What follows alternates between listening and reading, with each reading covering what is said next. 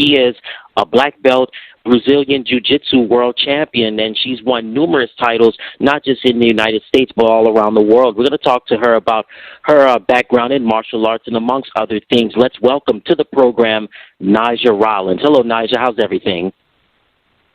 I'm great. How are you doing?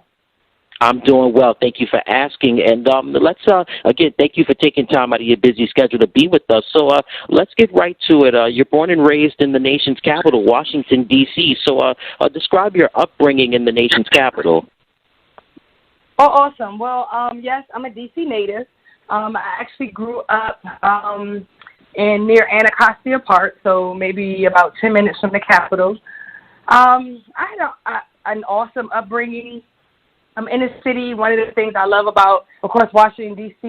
is I just love how community-oriented it is. There was always lots of activities for us to do. We were city kids, so, of course, outside riding our bikes until the street lights came on. We had to get, home. My parents worked extremely hard. I was born in Benham Park Apartments. And my parents worked extremely hard with a single-family home right in the Anacostia area that they still own. And we were, a very community-oriented family. We did a lot of things within our community as far as engagement, cleaning up, even going out and doing things like feeding homeless throughout the city. So, I've traveled all over the world, but I love, Washington, D.C. in particular because of the people who are here.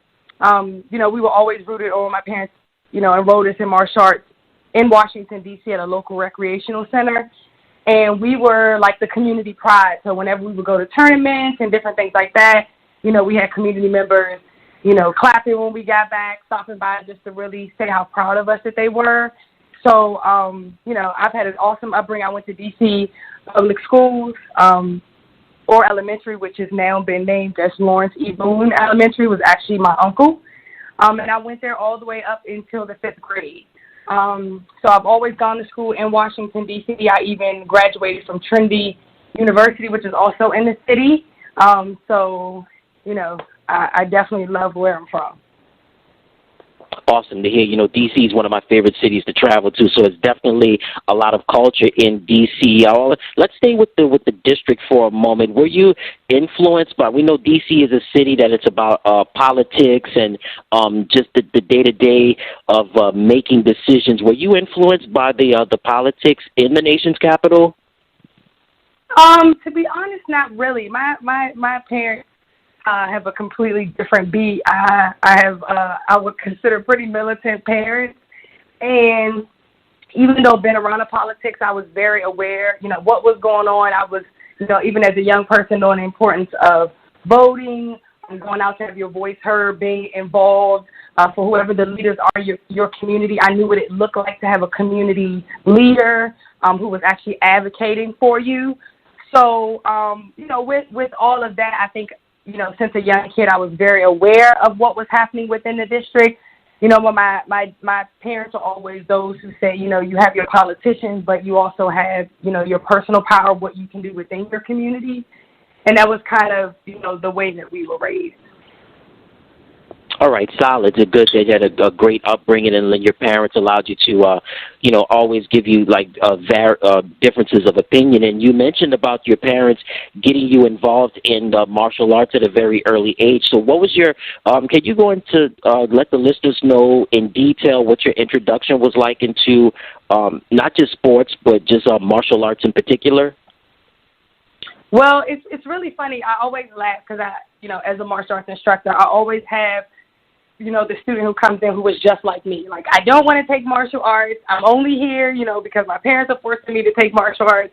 And that was kind of my story. I started martial arts with my older brother, Mike Easton. And we were part of a program called I Have a Dream Foundation. Awesome foundation sponsored a little over 30 kids, basically to and through college. So by being a part of that program, they introduced us to a lot of different sports and, from martial arts to lacrosse, a lot of different things. But martial arts is kind of what really stood out.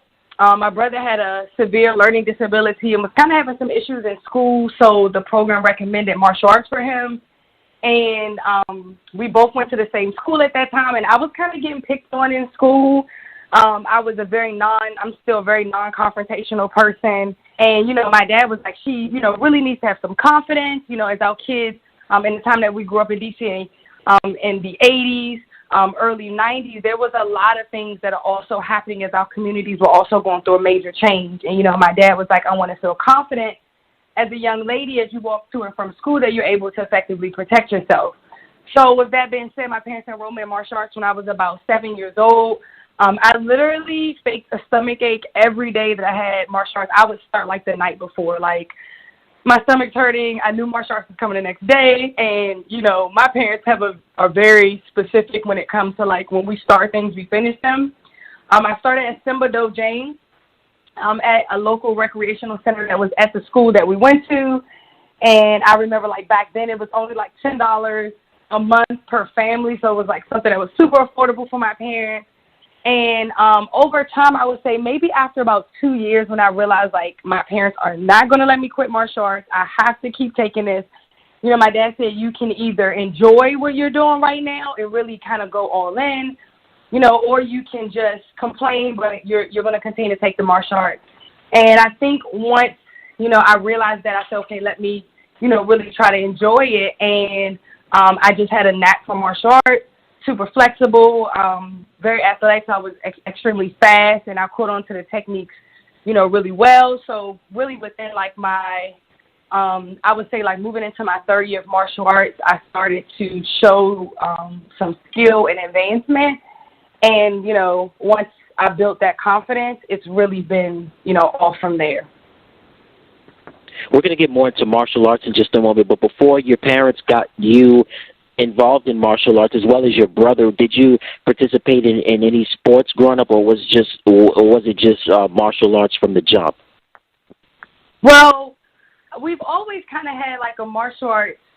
We've always been around martial arts. My dad is an avid Bruce Lee fan. Like Saturdays were reserved for like Bruce Lee from cereal all the way until dinner time. And so we were always kind of surrounded by martial arts. But I did track in school, kickball, anything that were offered after school before martial arts. I was definitely a very active kid. My parents always said, like, we had to be a part of some type of activity. Of course, with a lot of the changes that were going in D.C., they're like, if you have unoccupied time, kids will find something else to do. So we were always a part of some type of sport. I took really good to track. I ran about 3 years track. And, dabbled and tried some other sports, including softball, kickball. But martial arts is really where it landed home for us because it was one activity that all of us could do versus, me going to track. My brother was playing football. My parents, really made that like our family activity. So martial arts is really where we settled. But I've done a lot of different things. I even played softball in college. But martial arts has really been my specific niche. Okay, let's get now specifically into martial arts. When you first started, were you involved in Brazilian Jiu-Jitsu, or did you study other forms of martial arts? No, I studied Taekwondo for 8 years before transitioning to Jiu-Jitsu. And that was it. I went from Taekwondo. I went all the way up to black belt candidate. I started with Simba Do Jang, and then I transitioned over to Master Wyatt, which is Washington Taekwondo Club. And then we moved from out of the D.C. area to Maryland, but right outside of the city. And I started with like a summer job at a local Brazilian Jiu-Jitsu academy who did mixed martial arts. And because I had such an extensive background in striking, they brought me on as like a kid's summer camp instructor, specifically teaching Taekwondo techniques to add to their mixed martial arts experience. And it wasn't until there was a kid there, he was like 11 years old, and I used to see the kids kind of do jiu-jitsu, but I hadn't made that step into jiu-jitsu, and like this 10-year-old kid held me down on the ground, and I could not get up. And, it was a really big wake-up call for me to say, like, man, I have all this striking, but, like, studies show us that over 80% of altercations end up on the ground anyway. And I'm like, man, if I were ever to get, knocked to the ground, what would I do? And that was really the introduction for Brazilian Jiu-Jitsu and Muay Thai for me. after that experience.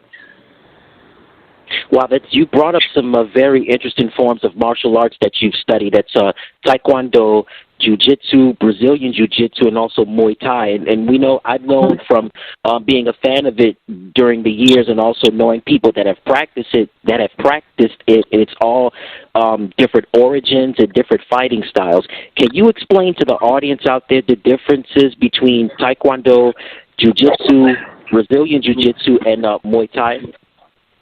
Of course. So Taekwondo is a striking art. Taekwondo actually means hand and foot art, with the heavy on like kicks. So Taekwondo, and if you've ever seen like the competitive sport, it's point sparring. So you get a certain amount of points if you target the head, but it's not specifically face. It's like the top of the head or the side of the head, the chest, the stomach.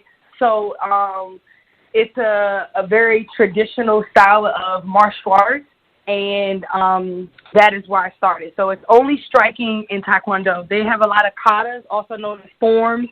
So, if you've seen people, it looks like they're going through and fighting these imaginary opponents, and it looks like it's very specific strategic moves. That's Taekwondo. I took Muay Thai, which is punches, kicks, knees, and elbows. And I studied Muay Thai for about 5 years, in addition to doing the Brazilian Jiu-Jitsu as well.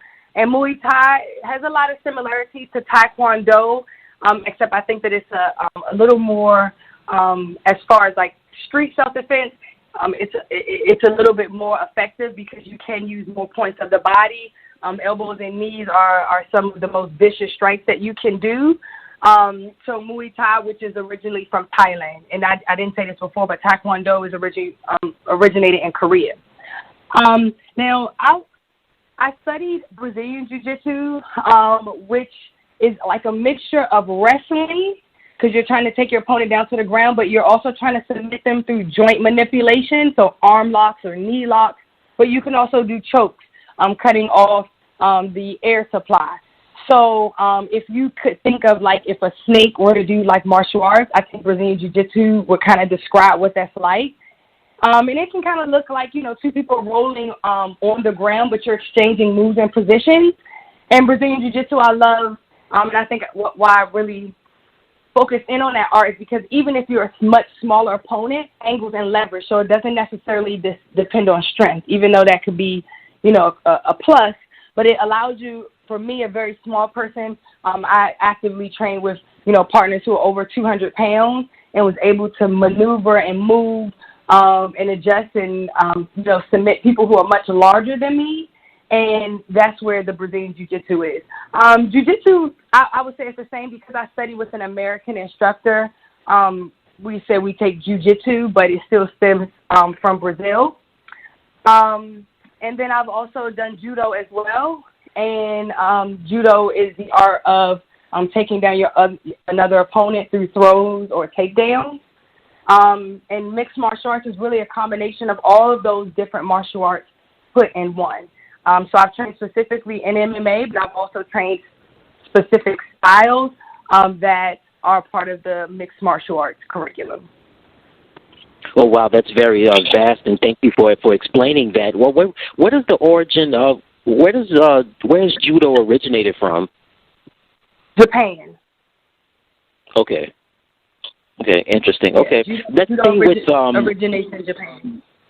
Originated in Japan. Okay, I got you. Thank you. Now, I want to get now into what you do, your main study, and something that you've done professionally, and that's Brazilian Jiu-Jitsu. What was it about Brazilian Jiu-Jitsu? I know you explained it, but can you go more into detail for the audience out there? Like, what was it about Brazilian Jiu-Jitsu that made you want to pursue it professionally as opposed to the other forms of martial arts that you've practiced?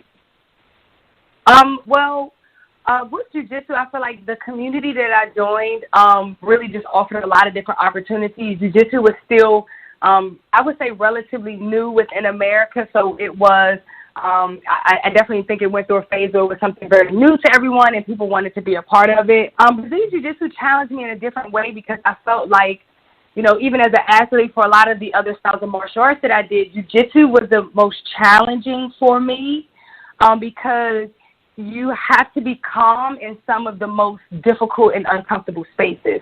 So for me, it really pushed me, I think, to just grow as a true martial artist. And I was like, man, if I can master this martial arts where there's someone who may be on your back choking you, trying to put you to sleep, you know, this person is 2 times your size.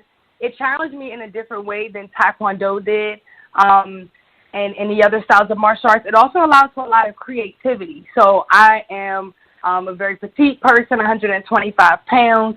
I'm pretty flexible. So it allows you to be able to use the natural skills that you have, and to be very creative with the angles and the leverage, where I feel like some of the other martial arts I did were very rigid. So it did not allow for the space of creativity to use whatever your advantage is in certain situations. It was very traditional. Like, this is the move. This is what it looks like 100% of the time. There's no modification to this move. When Brazilian Jiu-Jitsu, it's like, well, I'm flexible. I can put my foot there. So instead of me having to do 3 moves, I can do the same thing and accomplish the same thing in 1 move. And I think once that unlocked for me, there was a new challenge of like, okay, what's my style? What are some things that I can do that, you know, I'm very fast. So, you know, if you have a very fast person, even though someone may be much bigger than you, you can use your speed to be able to defeat somebody who's much larger. So I think because it offered more of a mental challenge for me, that is why I really stuck to the Brazilian Jiu-Jitsu, because it challenged me in a way that I hadn't been challenged in other martial arts. And it was very low impact. You know, when you're doing Muay Thai, you're checking kicks, you're taking a lot of heat on the body, and I definitely think that's a great skill to have in Muay Thai. I'm very thankful that I have that skill. But Brazilian Jiu-Jitsu, you don't encounter a lot of, like, heavy injuries because no one's constantly impacting you with kicks or punches, you know. And you do train, you know, if you're on the ground and somebody throws a punch or someone, you know, is trying to knee you or, you know, kick you while you're on the ground. But you're able to really use the angles to be able to kind of maneuver around those things. So I think that's why Jiu-Jitsu in particular really, really stuck with me.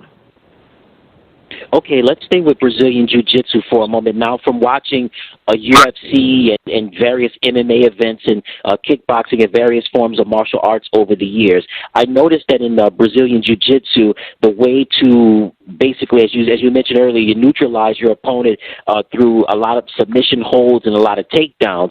And, of course, the object of winning the match is always to make your opponent submit or making them tap out, whatever the case may be. But there's also something that I've recently saw in a UFC match, a technical submission. Can you explain to the audience in detail, like, what a technical submission is, as well as the various forms of ways that you win Brazilian Jiu-Jitsu matches? Yes, well, if you're doing a technical submission, typically what you're doing is you are applying, it's joint manipulation, so you can arm bar someone, which means you extend their arm to the point where their elbow cannot extend or stretch any further than it can a person, of course, tap. You can do those same locks and joints to the legs, which are knee bars and leg locks. You can apply pressure with, like, straight ankles, which means essentially you're, like, putting a choke in on someone's ankle. You also have wrist locks and toe holds, which allows you to really isolate one particular part of the body, and you're turning the body to go 2 different ways. And really, a technical submission is when the person submits. They say, I cannot escape this movement. There's nothing I can do outside of injure myself, which is to break a bone to be able to escape this technique. And that's when a person taps. But you also you can also win by points. So dominant position. So mount, if you are on top of a person and they cannot escape, and you hold the position from 3 to 5 seconds of complete control, you can gain points. You can also take a person's back. So it means that, like, your chest is on their back, your arms are, like, controlling under their armpits, and then your feet are on top of their thighs or their figure 4 locked, which means that you have completely isolated or taken the person's back. Those are the most points that you can get, which are 4. You can pass someone's guard, which means if someone is on their back, they're using their arms and legs to prevent you from getting control, whether it's covering the side of their body or mounting their body. You can score by passing their guard. Of course, there are takedowns, so if both people are on the feet and you put a person down, or if one person is sitting and comes up and the other person ends up on their back, you can score with points. And then there's advantages. So if you're really, really close to getting something, like you've been really working to pass the person's guard, you get to side control, which means that, like, one hand is behind their head, holding them, your chest is to their chest, and one arm is basically near the hip. If you can hold the person, perhaps you didn't make it to 3 seconds, but you held them for 2 seconds, and then they bridge and turn away, you can get an advantage, which means that you are very close to a position. So when they do the score, you also get submission attempts. So let's say I go for a leg lock and a person has to defend really, really hard to get out of the movement, then you can also get an advantage submissions, which are actually heavier advantages. If you almost submit somebody in a match and then they almost pass your guard, if it goes to like a referee's type of decision, the person who went for the submission, because that's considered the more aggressive move, that person would typically take it. So jiu-jitsu is a combination of trying to dominate a person by holding a position, and when you get to dominant positions, that's typically where you fire your submission, so your chokes and your joint manipulation from those dominant spaces. Oh, wow, that's a lot right there. Thank you for explaining that. That's interesting right there for people that may not be familiar in that world, are still newbies to Brazilian Jiu-Jitsu, and how your points are scored and how you win a match. Now, let's go into your career. I'm looking at some of the stats that you have right there, and you can add on as well. Some of the achievements that you have. You've been an international Brazilian Jiu-Jitsu world champion, and you've also won titles, not just in world titles, but also Pan American and European titles as well. If there's any other achievements that you would like to share with the audience, and anything that I didn't mention, you're welcome to tell us that as well. Well, I'm also Abu Dhabi pro champion. I went over to basically there's a tournament, and they fly competitors from all over the world. It's a sponsored tournament. I've actually gone to Abu Dhabi and represented the U.S. on 3 different occasions, and I actually won back in 2013. And, that was definitely an awesome experience. I think one of the highest paid experiences as well within my Brazilian Jiu-Jitsu career. I also represented the Abu Dhabis in China. I represented for the U.S. representative. It was in China, but this was a no-gi tournament. So, yeah, in Brazilian Jiu-Jitsu, you wear the gi, which is basically like a uniform that you would see in karate, but it's a much thicker gi. They can weigh anywhere from, on the low end, like 4.5 pounds, all the way up to about 8 pounds. So there's the gi, and then there's no gi. So I represented for the no gi, the Abu Dhabi World Championships in no gi, and that was in China in 2015. And let's see. I've also competed, like you said, I'm a European Pan American champion, and I'm actually also the very first female Brazilian Jiu-Jitsu black belt, African American female Brazilian Jiu-Jitsu black belt. And, when I started the sport, there were not very many women of color who did Brazilian Jiu-Jitsu, and that was definitely something I was really, really pushing for, and, of course, always supporting, our women of color, our melanated women to get involved in martial arts, but particularly within the jiu-jitsu realm. And then there's only a handful of black female Brazilian jiu-jitsu practitioners, and 3 of them came out of the same studio who were my main training partners, Sajara Eubanks, and then Array Alexander, who's also a multiple-time world champion at blue, purple, brown belt, and has also won some major titles at black belt as well. So, yeah. Oh, man, that's awesome. Congratulations on your achievements, and also those ladies' achievements as well. I want to stay with just the classifications. You mentioned that you received purple belts and the brown belts, which are also the first African-American woman to be a black belt Brazilian Jiu-Jitsu world champion. But can you explain to the audience out there the different levels between, say, a purple belt and a brown belt and a black belt? Yeah, well, outside of the time that your matches last, just the skill, jiu-jitsu it's a very unorthodox martial arts and very different from some of the other styles. Like in Taekwondo, it was very predictable. Every few strikes, I want to test for a belt, and I can match out that I should be a black belt within 6 years. It's with Brazilian Jiu-Jitsu, it's different.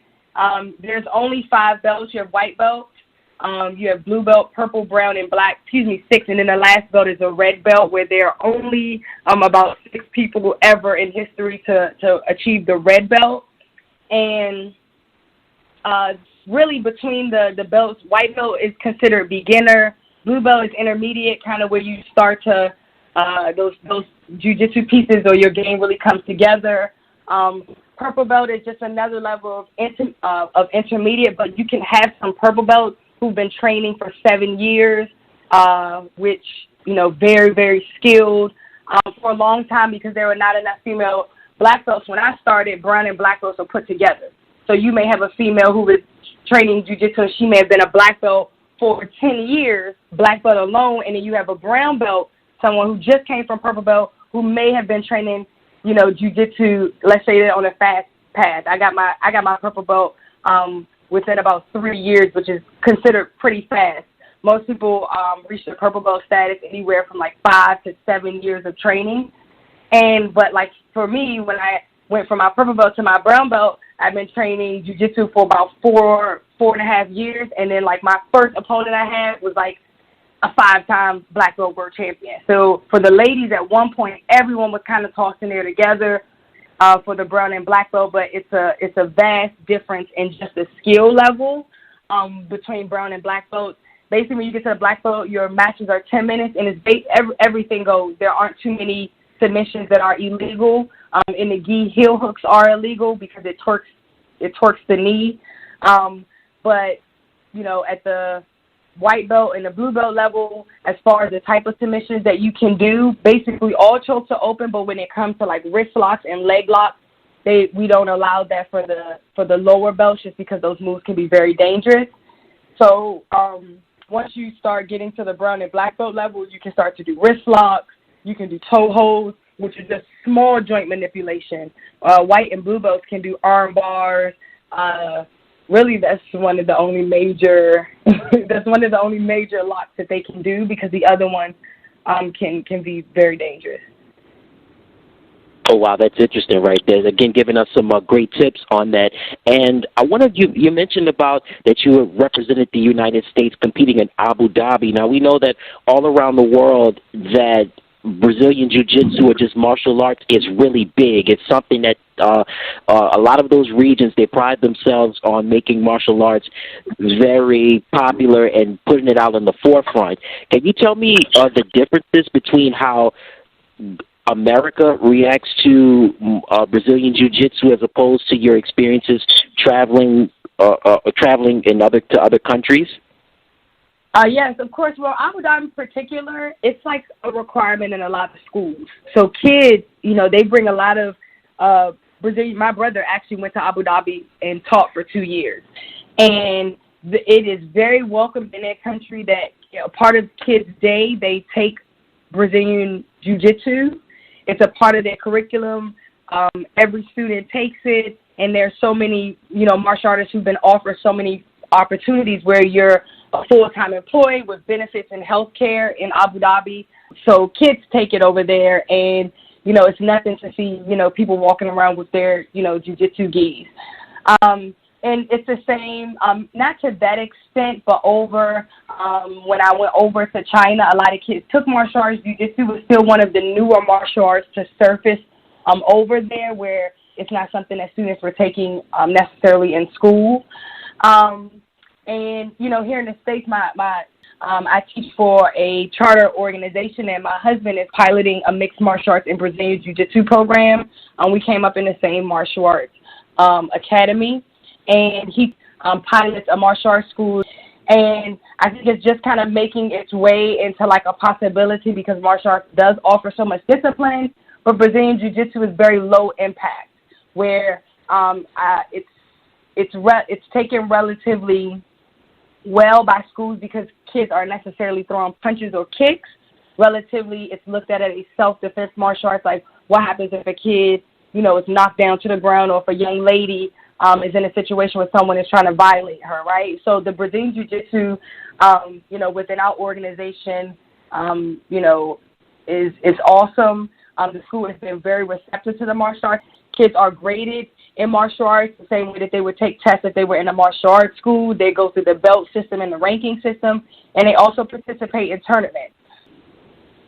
Oh, man, that's wonderful to hear the great things that you and your husband are doing. That's definitely important to get that involved in the curriculum. It's important that not just everybody, but particularly people of color, learn self-defense. That is so critical and very key. I want to stay with your career in Brazilian Jiu-Jitsu. You've competed in a lot of tournaments, and we know that, of course, you have a deep love and a deep passion for it, but also, I know there's some prize money involved in this. I don't want to get too into detail or into your business but I want to know, as far as the pay scale is concerned, how does the pay scale work in terms of who wins a certain amount, depending on who wins? If you win a tournament, how much does a competitor get? How does the pay scale work in terms of who wins how much if you finish in first and second or in third place?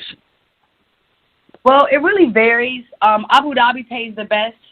Grand prize to win over in Abu Dhabi can be up to $50,000 for one tournament, and that would literally consist of 2 days of competing. Depending on how large your bracket is, you could have anywhere from 6 to 9. Sometimes depending how large the weight class is. If it's the open class, you may have up to about 12 bouts over a 2-day span. And the grand prize, the highest that I've competed in, has been $50,000. But there are other tournaments that it hasn't been offered to the women yet. There's still some inequality that happens between our men and our women. But there have been men who fought in tournaments for up to $100,000. So it depends on what tournament you're doing. IBJJF, which is the International Brazilian Jiu-Jitsu Federation, is one of the largest competing federations, but they don't offer a lot of cash prizes.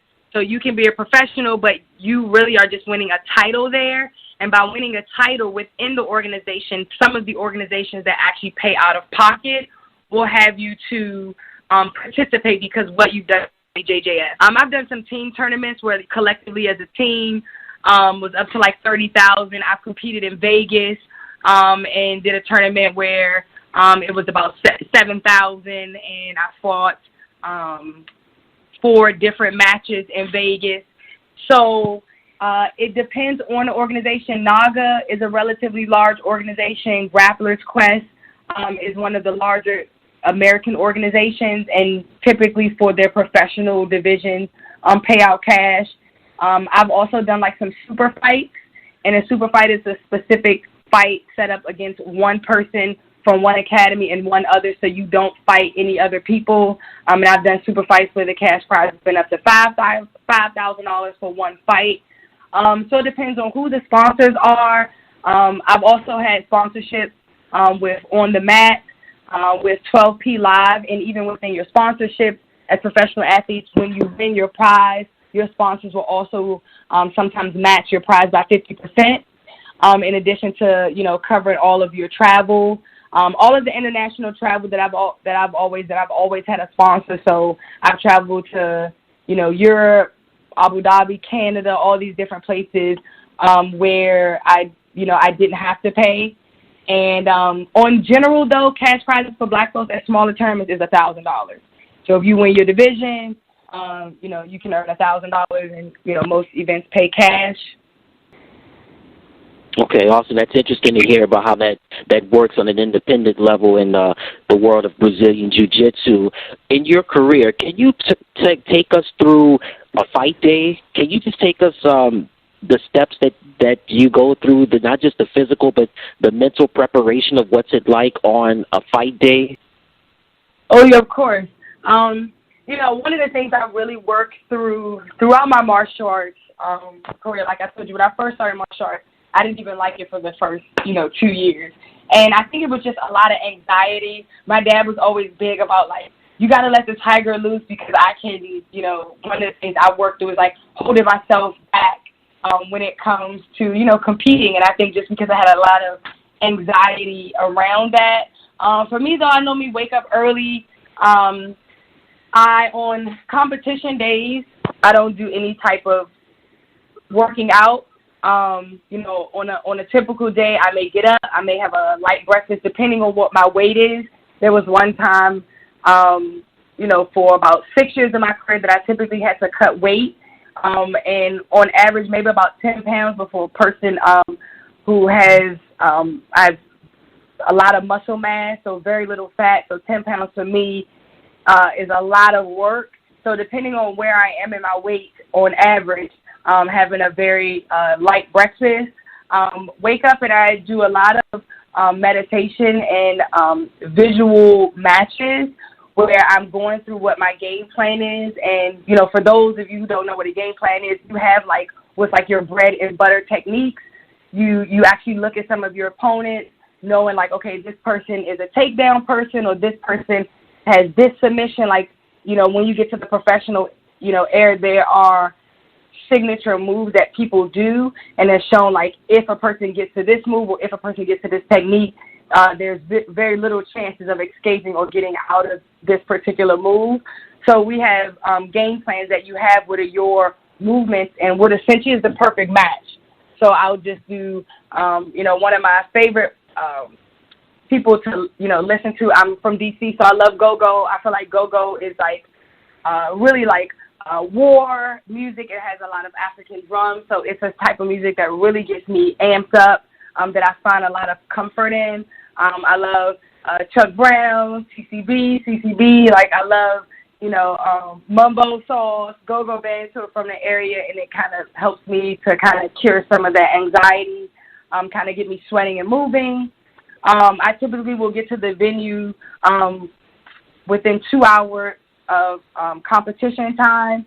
That gives me an opportunity to find a space that I can actually do a very good warm-up, and to also hear any rules, or to also check the official scale. Brazilian Jiu-Jitsu, if you're weighing in a gi tournament, you have to also weigh in with your gi. So you like to get there early to know, because sometimes the scale may run what some will consider light and some will consider heavy.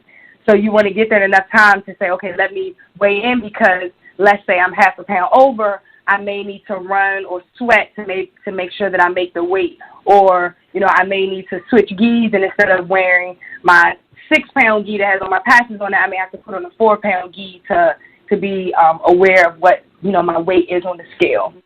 So I listen to music, I warm up. Hummel typically will have a person who's not competing to kind of be a part of your warm-up, where, they'll kind of roll you out just to have you warm so you're ready to go on your first match. Taping up your fingers, for grip exchange. So I like to at least flush out one match. So what I'll do is do an extensive hard warm-up for 10 minutes, which is what it will be for one full black belt match. I use that match to kind of get out the initial butterflies and that first wind that comes. So when I go into my first match, I've already worked up a sweat. I'm kind of in a space, and I'm ready to go. And then I do a lot of mental visualization. The school that I study with was really big on the mental piece, and a lot of people break down in competition because they're not mentally strong, or they haven't really visualized themselves in that position. So I do a lot of mental visualization, seeing me in the perfect match, going through if the match was not perfect and perhaps I ended up in a space I didn't want to be in, kind of running through my strategy where it's really first nature for me.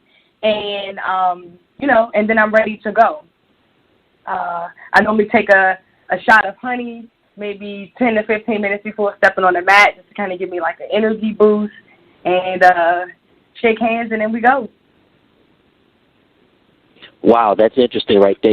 But people pay so much attention, not just in martial arts, but really in sports. People, kind of on the outside looking in, they always pay attention to the physical side of things, which is true. But I think that mental preparation is so key, man. You can have all you can be prepared all you want, but mentally, if you're not there, man, it can really break down. And speaking of mentally breaking down, you mentioned that you are the first African-American black belt Brazilian Jiu-Jitsu champion, and we know, as you mentioned, that there's only a handful of women of color that are practicing this art form. Have you had any incidents of racism being on the circuit, or just something, anything like similar in terms of you practicing this art form?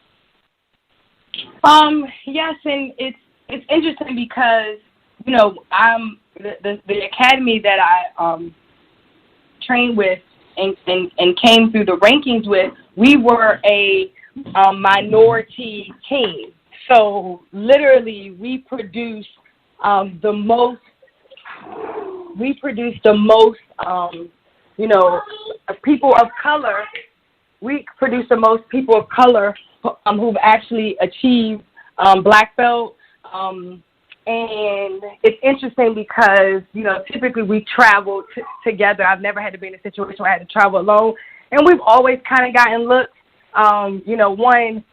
Being American, a lot of other countries can sometimes maybe disagree, with just Americans in general. I'm not sure what they've grown up to learn about Americans, but sometimes you kind of get the side eye for people because you're an American. And then, being a black female, I've also within Brazilian Jiu-Jitsu have had people who are racist, and, they may say things online. And the thing that's different about Jiu-Jitsu than I feel than any of the other styles that I have, because for me it is not served as a very traditional martial arts where a lot of respect, like in Taekwondo. I think because it was such a old style of martial arts that was very, the values and the foundation of martial arts were about being respectful to yourself and being respectful to the people you compete against. Jiu-Jitsu, because I feel like it's a newer style of martial arts, that foundation is not embedded in Brazilian Jiu-Jitsu.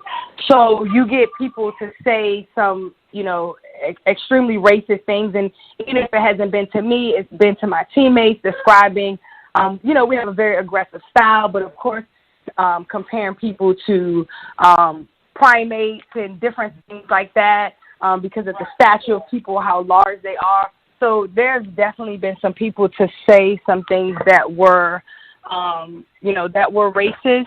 Not always, in my face outside of people, sometimes looking like, why are you here? But, from the things that people say online or how they may address you when you come into a space, I've definitely dealt with that. And I think, even been accepted into, I had a great sponsor, but even when it comes into, magazines and the women that they consider to represent the sport, I have not had some of the same opportunities that other women who do not have the accolades that I've achieved in martial arts, who've gotten promotions and been able to be a part of things. And for me, you don't look in the magazine and see black women, who are being sponsored for GIs or sponsored for these tournaments and different things like that. It's very difficult to actually find pieces where you see our women who are represented in, in GIs or whatever, martial arts equipment that's out there. Very little do you see women of color, And, I get people to, who will see me all the time and say, man, you're such a beautiful woman to be doing martial arts and, all these things. It's interesting. I haven't seen you here or seen you there. My thing is, maybe it is because, being a black woman, it's not what, they consider to be a good representation. Wow, that's interesting. As they say, the more things change, the more they stay the same. But it's good that people like you that are, at the forefront, and I'm sure you're blazing a trail for more, not just more women of color, but more people of color to follow suit. And that's going to go into the next thing I want to ask you. What is for people of color, more minorities that want to get involved in the field of martial arts? What tips do you have for them? I would definitely say give it a try. I definitely think that, find a community and a space that is welcoming. And I definitely think that, even though there may not be currently a lot of people that that look like you, that are from your community, it is definitely worth giving a try. And I think the more of us who actually get involved in the sport, there will be more, young ladies and young men who see people of color who are in the martial arts, because I do feel like, one of the things I talk to my teammates about is just the power and dominance that we have. For my team alone, there's so many, black belt world champions who came in through our martial arts academy. And, what we were doing was completely unheard of. These are young, melanated people, kids who are out here, young adults who are out here, and we're traveling all over the world, and we are beating the competition. People who've been doing this stuff since they were children, grew up, in this particular martial arts. And we have some people, who haven't started until they're 13 or 14 years old, and they're out here running with some of the top, Brazilian Jiu-Jitsu practitioners out here. And I think that as a people, we're just so talented. And I think we should tap into Brazilian Jiu-Jitsu, because it is important that we can effectively protect ourselves. And, and I do think that, from those who I've, worked with and trained with, I think Brazilian Jiu-Jitsu comes very naturally, and it's something that we do dominate in, and it's a different type of athleticism and skill that we can use. And, I definitely recommend at least trying it. Like my parents, when, we first started taking jiu-jitsu, it was kind of our thing that we did. And I remember, my parents finding their love even in Brazilian jiu-jitsu. Like, man, I didn't know I was gonna like this or enjoy this so much. So, if you're thinking about doing it, I would definitely recommend finding a good school that you feel comfortable with. And, because I've definitely made a lot of great friendships and relationships with people all over the world of all ethnic backgrounds, and it's provided a lot of different opportunities for me. And, I think it's a vital skill that every person should be able to experience and know. Definitely. Martial arts is definitely something that's really cool. And as you mentioned, exposure is definitely the key. That's what your parents did with you and your brother. So a great job on explaining that. Math is all about numbers, and it's all about thinking and putting concepts together. Do you see a correlation between math and Brazilian Jiu-Jitsu? Oh, I do, because it's an art. Math is an art, right? And, you have these different equations, and you can solve them. I tell my students all the time, like, I'm giving you all these different tools, but you can use all these different tools to be able to solve the same problem, and it's whatever tool that you want to use. And I feel like, and it's very calculated.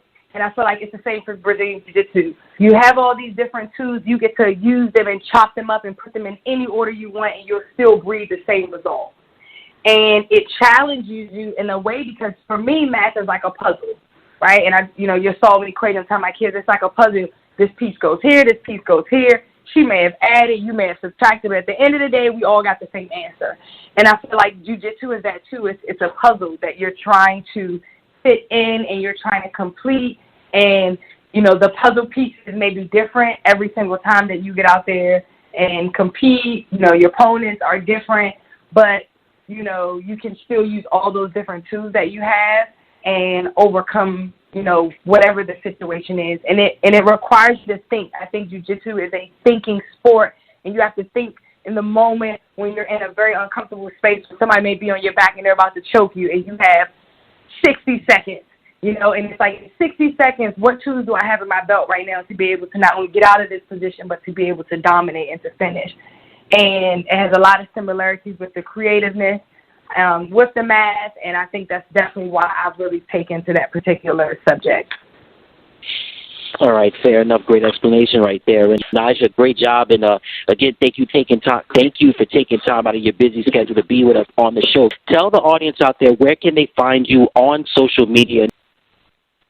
Yeah, so on social media, it's beautiful BJJ.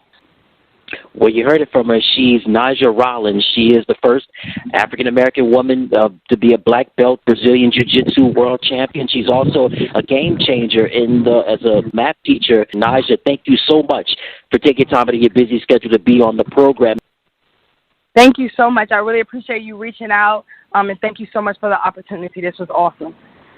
You're welcome. It was awesome as well. Now, Naja, normally I always end the program by saying something, but I'll let you have the floor. If there's anything that's on your heart or it's anything that's on your mind, just something encouraging, anything you want to say, the floor is yours. I've really been trying to motivate myself. You know, I think our country is in a pivotal space right now. At the end of the day, right, all that we can really give that makes a real transformation in this world is love. And I think it's important that the days that we feel angry and that we feel upset and our emotions are sometimes in a very unfamiliar space, is that we have to get back to the space of just loving, of humans, loving ourselves, and, you know, and right now with the things that we can control, you know, whether it's your family, whether it's your community, really just showing that love, and it will outshine the frustration and the hate that we encounter right now, and then find something to be grateful for, right? And the days that I feel down, or, you know, all the things that you see on social media and the news and the things that you hear, it's so easy to let that become the focus point of your life. But I look around and I find something to be grateful for. I look at my kids, you know, it's simple to like being able to wake up and to have a new experience. And I find those things that I'm grateful for. And I really think that by having love and being and showing grateful in what we have, we can really, really make a shift and a change. So I urge and challenge you to love up on somebody else, especially those who you know really, really need it. Oh, that was well put. Thank you again, Naja. All right, no problem.